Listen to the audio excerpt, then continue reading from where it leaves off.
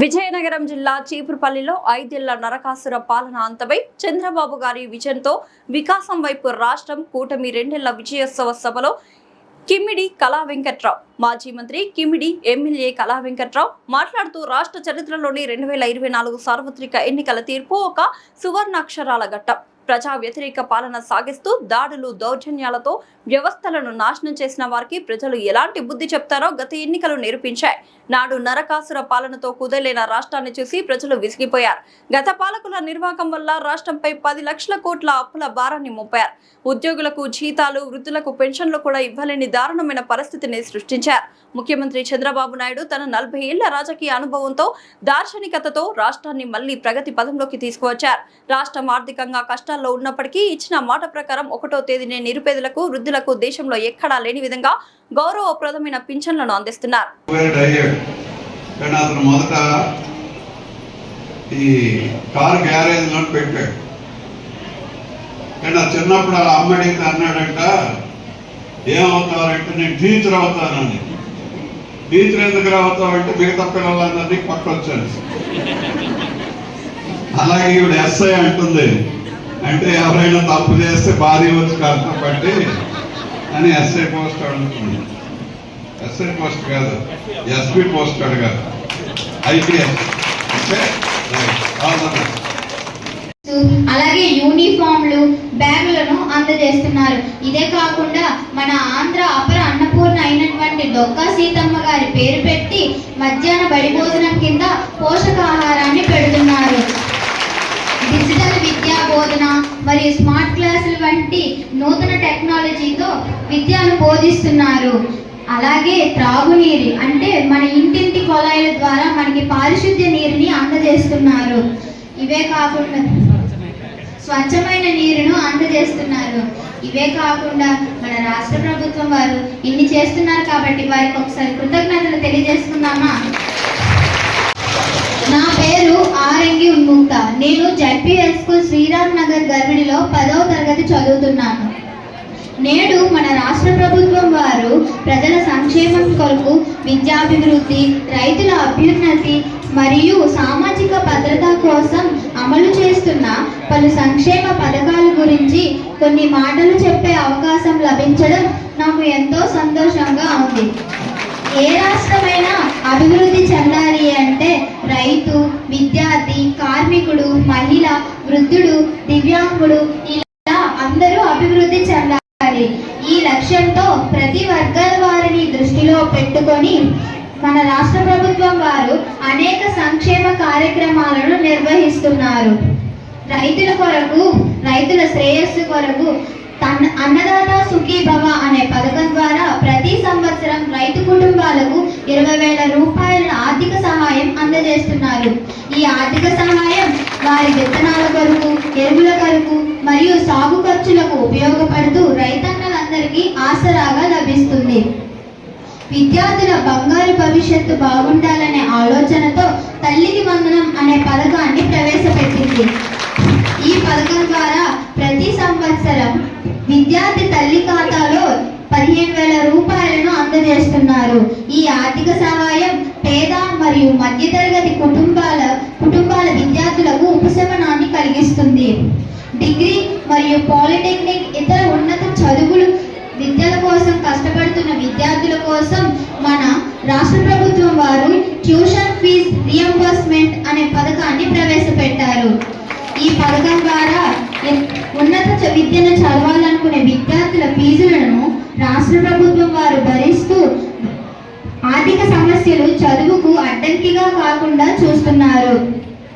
అలాగే వితంతువులకు, వృద్ధులకు, దివ్యాంగులకు, ఒంటరి మహిళలకు ఇలా సామాజిక భద్రత అనే పథకం ద్వారా నెల నెల పింఛన్లు కానుక ఇస్తున్నారు. వృద్ధులకు 4,000 రూపాయలు, దివ్యాంగులకు 6,000 రూపాయలు, ఒంటరి మహిళలకు 4,000 రూపాయలు, అలాగే వితంతువులకు 4,000 రూపాయలను అందజేస్తున్నారు. ఇవే కాకుండా CWSN ప్రత్యేక అవసరాల పిల్లలు అంటే గుడ్డివారు, అవటివారు ఇలా పిల్లల కోసం ప్రత్యేక స్కూళ్ళని ఏర్పాటు చేసి వారి అందరికీ ప్రత్యేక డిజిటల్ బోధన మరియు గుడ్డివారికి బ్రెయిలీ సిస్టమ్ ద్వారా విద్యాబోధి చేస్తున్నారు మన రాష్ట్ర ప్రభుత్వం వారు. అలాగే గవర్నమెంట్ స్కూల్లో ప్రభుత్వం మరియు నాయకులు కావాలి. మాకు మెగా డిఎస్సి 2025 ద్వారా ఈ అవకాశం లభించింది. ఈ 2025 కంటే ముందు 2018 డిఎస్సి వచ్చింది. ఆ తర్వాత నుంచి సుమారు ఒక 6 సంవత్సరాల నుంచి కూడా మేము ఎదురు చూస్తున్నాం, మాకు ఎప్పుడు డిఎస్సి పడుతుందా ఎప్పుడు అని చెప్పేసి. ఆ అవకాశం అనేది 2025 మెగా డిఎస్సి ద్వారా మాకు సాధ్యపడింది. దీంట్లో నాకు సెలెక్ట్ అయినందుకు చాలా సంతోషంగా ఉంది.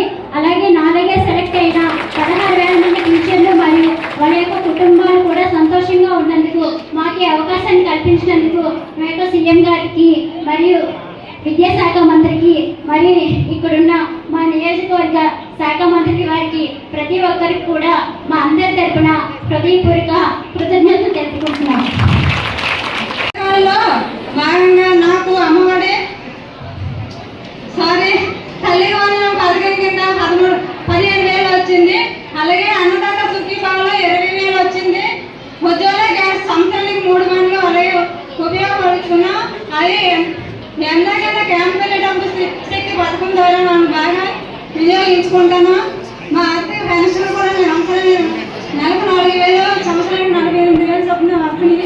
ఈ ఇన్ని పథకాల ద్వారా నాకు సంవత్సరానికి 85,000 చొప్పున రావడం వల్ల నేను చాలా లబ్ధి పొందుతున్నాను. అలాగే శ్రీనిధిలో ₹1,00,000 బ్యాంక్ లింకేజ్లో 2 లక్షలు తీసుకొని ఆవులు కొనుక్కున్నాను. సంవత్సరానికి ₹1,00,000 ఆదాయం వస్తుంది. ఇటువంటి పథకాలు అమలు చేసినటువంటి ప్రధానమంత్రి గారు మోడీ గారికి, సీఎం చంద్రబాబు నాయుడు గారికి, నారా లోకేష్ గారికి, డిప్యూటీ సీఎం పవన్ కళ్యాణ్ గారికి, మా సర్ప మినిస్టర్ కొండపల్లి శ్రీనివాసరావు గారికి, మన నియోజకవర్గ ఎమ్మెల్యే గారికి కృతజ్ఞతలు తెలుపుకుంటూ ఈ అవకాశం ఇచ్చినటువంటి అందరికీ ధన్యవాదాలు. మన రాష్ట్రానికి ఏమొచ్చింది, మన జిల్లాకి ఏమొచ్చింది అనేటటువంటి విషయాలు మనం చూసుకునేటట్టయితే, ముఖ్యంగా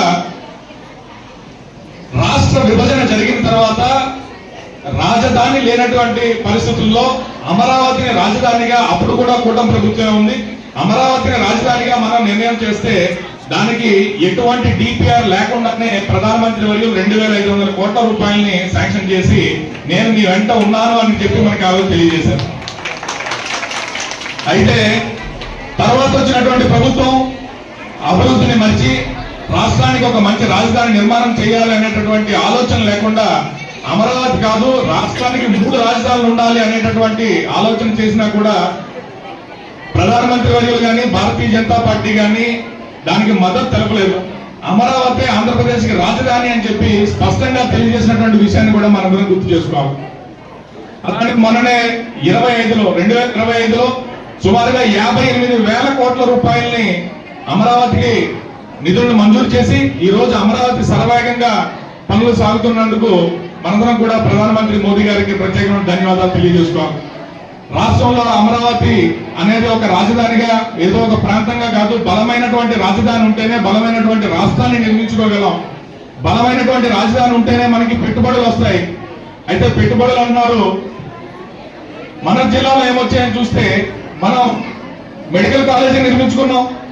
అలానే భోగాపురం ఎయిర్పోర్ట్, చాలా మంది భోగాపురం ఎయిర్పోర్ట్ గురించి అంటారు, ఎయిర్పోర్ట్ వస్తే మాకేం వస్తుంది, ఎయిర్పోర్ట్ వస్తే విమానాలు దిగుతాయి ఎగుతాయి, ఎవరో పెద్దోళ్ళు తప్పితే మాలాంటి పిల్లలకి ఏమొస్తాయి అనేటటువంటి ఒక ప్రశ్న ఉంటుంది, సామాన్యంగా మధ్యతరగతి కుటుంబాల్లో ఉండేటటువంటి ప్రశ్న. విమానాశ్రయం అంటే విమానాలు ఎగరడం దిగడం మాత్రమే కాదమ్మా, అది పెట్టుబడులు రావడానికి అదొక ముఖద్వారం అవుతుంది. ఒక బలమైనటువంటి విమానాశ్రయాలు, బలమైనటువంటి రోడ్లు నిర్మాణం చేసుకోగలిగినప్పుడు పెట్టుబడులు వస్తే మన యొక్క ఇళ్లలో ఉండేటటువంటి పిల్లలకి ఉద్యోగ అవకాశాలు వస్తాయి. ఉద్యోగ అవకాశాలు వచ్చినట్టయితే ప్రతి ఒక్క సామాన్య మధ్యతరగతి కుటుంబంలో కూడా ఆర్థికంగా బలోపేతం చెందుతాం అనేటటువంటి ఆలోచనతో మౌలిక వసతుల్ని అభివృద్ధి చేసేటటువంటి ఆలోచన పట్ల చేస్తారు.